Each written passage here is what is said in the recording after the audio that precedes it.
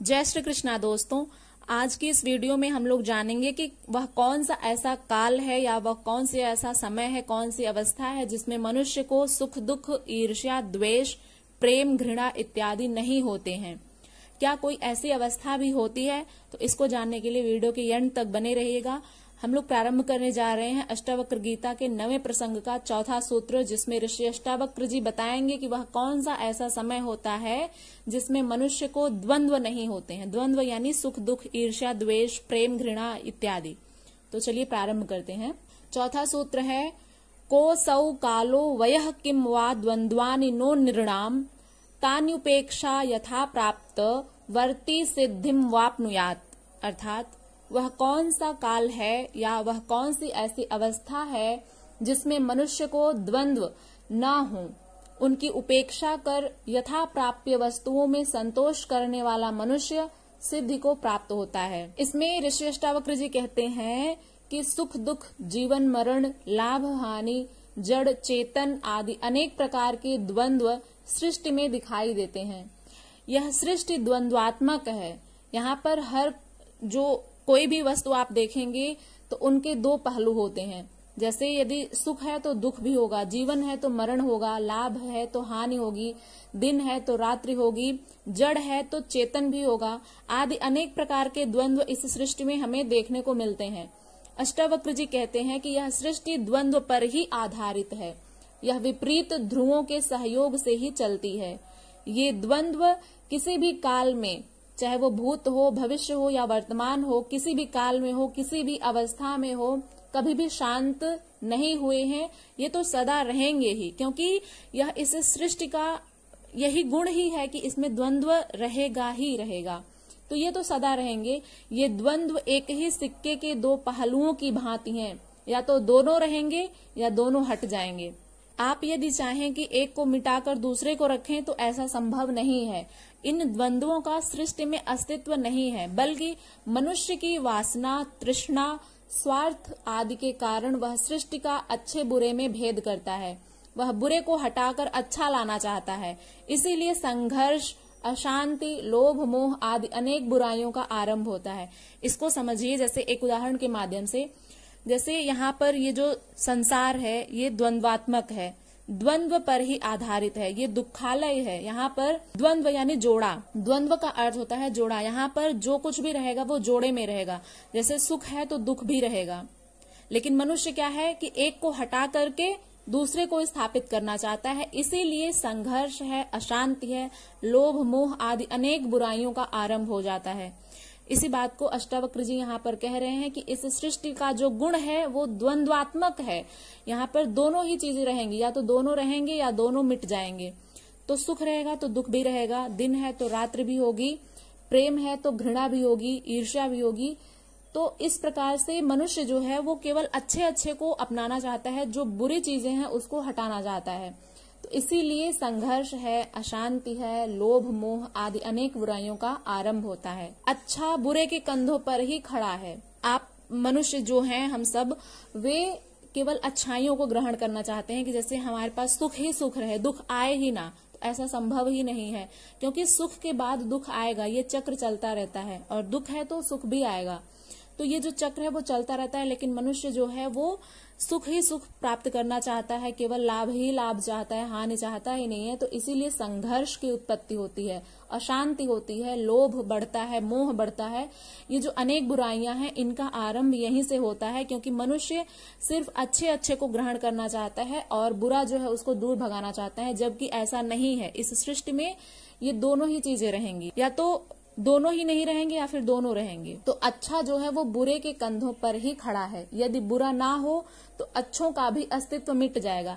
ये बात जब हम बहुत छोटे थे तो ये मेरे बचपन में, ये मेरे दिमाग में आई थी ये चीज कि सुख है तो दुख क्यों आता है, या तो सुख ही सुख रहे या फिर दुख ही दुख रहे। तो ऐसा क्या हो सकता है कि सुख दुख ना रहे या फिर सुख दुख दोनों ही रहें। क्योंकि जब हमारे मन में ये आया था कि यदि बुराइयां ना रहें तो अच्छाइयां भी खत्म ही हो जाएंगी, क्योंकि अच्छाइयों के बाद ही जो बुराइयां आती हैं वो शुरू होती हैं, और बुराइयों के बाद ही अच्छाइयां आती हैं। तो ये मेरे मस्तिष्क में बहुत बचपन में ही आया था। तो यहाँ पर इस ग्रंथ को पढ़ने के बाद ऐसा प्रतीत हो रहा है कि वास्तव में जो हमारे विचार होते हैं वो कहीं न कहीं जुड़े हुए होते हैं। तो यहाँ पर ऋषि अष्टावक्र जी कह रहे हैं कि यदि बुरा ना हो तो अच्छों का भी अस्तित्व मिट जाएगा। आप यदि देखें, जैसे इसको एक उदाहरण के माध्यम से समझते हैं, लोग कहते हैं कि जैसे सुख आया है तो सुख का अनुभव वही कर सकता है जो दुख को भोगा हो, जिसने दुख को देखा हो अपने जीवन में। अनेक संघर्षों के बाद ही सुख आता है, तो सुख का अनुभव उसे ही होगा जो दुख को भोग करके आया हो, जिसे पता हो कि दुख क्या है और उसके पश्चात ही वो सुख का अनुभव करता है। तो इसलिए यदि दुख ना रहे तो सुख भी नहीं रहेगा। तो अच्छे जो है वे बुरे के कंधों पर ही खड़े हैं। यदि बुरा ना हो तो अच्छों का भी अस्तित्व मिट जाएगा। जिसे दुख का पता ही नहीं है वो सुख का स्वाद कैसे चखेगा। रोगियों के कारण ही डॉक्टरों का अस्तित्व है। ये बहुत अच्छी बात यहाँ पर ऋषि अष्टावक्र जी कह रहे हैं कि यदि रोगी ही ना रहे तो डॉक्टरों का अस्तित्व ही नहीं रहेगा। यदि चोर डाकू ना रहे, हत्यारे ना रहे, पुलिस ना रहे, तो ये जो पुलिस, न्यायालय, ये सब हैं, ये सब किस पर हैं? जब बुराइयां हैं इसीलिए तो इनको खत्म करने के लिए ही है। तो यदि बुराइयां ही ना रहें तो अच्छाइयां भी अपने आप खत्म हो जाएंगी। तो ये जो संसार है ये द्वंद्वात्मक है, इसीलिए द्वंद्व पर चलता है। या तो दोनों रहेंगे या फिर दोनों ही नहीं रहेंगे। आशा करते हैं कि आप लोगों को समझ में आ रहा होगा और कहीं न कहीं आप लोग भी कभी न कभी ये सोचे ही होंगे कि यदि रोगी ही ना रहें तो डॉक्टर का अस्तित्व भी नहीं रहेगा, क्योंकि रोगियों का इलाज करने के लिए ही डॉक्टर होते हैं। तो इसलिए यहाँ पर जो अच्छा है वो बुरे के कंधे पर ही खड़ा है, उस पर ही टिका हुआ है। अच्छाइयां बुराइयों पर ही खड़ी हैं। इसीलिए तो कहा जाता है कि बुराई पर अच्छाई की जीत। क्यों कहा जाता है? क्योंकि बुराइयां ही हैं जिनको खत्म करने के लिए अच्छाइयां आती हैं। तो यदि ये दोनों ही नहीं रहेंगे तो फिर इस सृष्टि का संचालन ही नहीं होगा। तो ये दोनों यदि रहेंगे या फिर दोनों ही नहीं रहेंगे, कहने का भाव यही है। तो जो चोर डाकू हैं, हत्यारे हैं, इनके कारण ही पुलिस एवं न्यायालय होते हैं। पापियों के आधार पर ही संत महात्मा टिके हुए हैं। मृत्यु पर ही जीवन टिका हुआ है, क्योंकि इस संसार का जो एक मात्र सत्य है, अटल सत्य, वो मृत्यु है। जिसने जन्म लिया है उसकी मृत्यु निश्चित है। और नैतिक आदमी दोनों में भेद करके चलता है, बुरे को हटाकर अच्छे को लाना चाहता है, किंतु सृष्टि में दोनों संयुक्त हैं। जो नैतिकता से युक्त होते हैं मनुष्य, वे दोनों में भेद करते हैं। वे चाहते हैं कि सिर्फ अच्छे अच्छे लोग ही आएं और बुरे बुरे लोग ना रहें, तो ऐसा संभव ही नहीं है। बुरे को हटाकर अच्छे को लाना चाहते हैं, किंतु सृष्टि में दोनों संयुक्त हैं, इनको हटाया ही नहीं जा सकता। यदि एक आएगा तो पीछे से उसका जो दूसरा भाग है वो भी आएगा। सुख है तो दुख आएगा ही आएगा। तो चोर हैं तो पुलिस पीछे से जाएगी उनको पकड़ने के लिए, कहने का भाव यही है। और जन्म यदि किसी ने लिया है तो उसके साथ ही उसकी मृत्यु भी चलती है। तो यहाँ पर ये सृष्टि द्वंद्वात्मक है, इसको समझना अत्यंत आवश्यक है कि इनको हटाया नहीं जा सकता। इसीलिए अध्यात्म दोनों को ईश्वरीय मानकर उन्हें स्वीकार करने की बात कहता है। जो स्पिरिचुअलिटी है हमारी, वो दोनों को ईश्वरीय मान करके, क्योंकि ईश्वर के द्वारा ही प्रदत्त होते हैं, तो जो स्पिरिचुअलिटी है, अध्यात्म है, ये दोनों को ईश्वरीय मानकर कि ईश्वर के द्वारा ही ये दोनों ही प्रदत्त हैं, ऐसा मानकर उन्हें स्वीकार करने की बात कहते हैं। कि ये भेद मनुष्य के मन के कारण दिखाई देते हैं। मन के पार कोई भेद नहीं है। सभी भेद समाप्त होकर एकत्व का अनुभव होने लगता है और यही ज्ञान है। जब तक भेद दिखाई दे तब तक अज्ञान है। जब हम ये समझ लेंगे कि यदि सुख आया है तो दुख भी निश्चित ही आएगा, और यदि खुशी है तो गम भी आएगा, रात है तो दिन आएगा ही आएगा, तो ये जो भेद हैं, जब तक हम भेद को समाप्त नहीं करेंगे तब तक हमें एकत्व का अनुभव नहीं होगा। और ये जो हम भेद करते हैं अपने अज्ञानतावश करते हैं, क्योंकि इस सृष्टि का नियम ही है द्वंद्वात्मक, इसका गुण है द्वंद्वात्मक। दोनों ही रहेंगे या दोनों ही नहीं रहेंगे।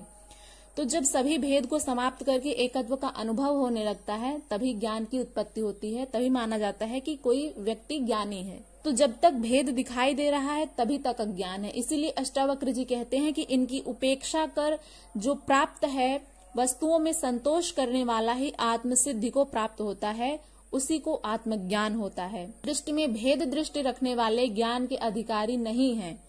बुद्ध ने भी उपेक्षा शब्द का ही प्रयोग किया है। तंत्र कहता है कि सब कुछ ईश्वरीय समझकर स्वीकार कर लेना है, और भक्त कहते हैं कि अच्छा बुरा सुख दुख सब उसी का है, वही देता है, अतः हमें उसकी आज्ञा समझकर स्वीकार करना है।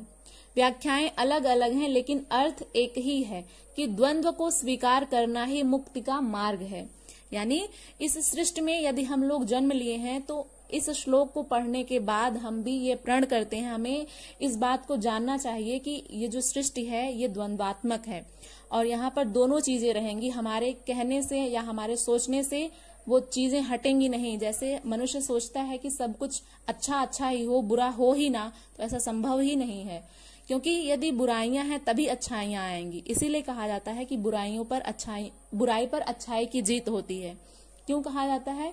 क्योंकि द्वंद्वात्मक है ये सृष्टि, और इसको समझना अत्यंत आवश्यक है। इसलिए यहाँ पर ऋषिष्टावक्र जी कहते हैं कि भले ही व्याख्याएं अलग अलग हैं, जो भक्त हैं वे कहते हैं कि अच्छा बुरा सुख दुख सब कुछ ईश्वर के द्वारा ही प्रदत्त है, वही हमें देता है, इसलिए उसकी आज्ञा समझकर स्वीकार करना है।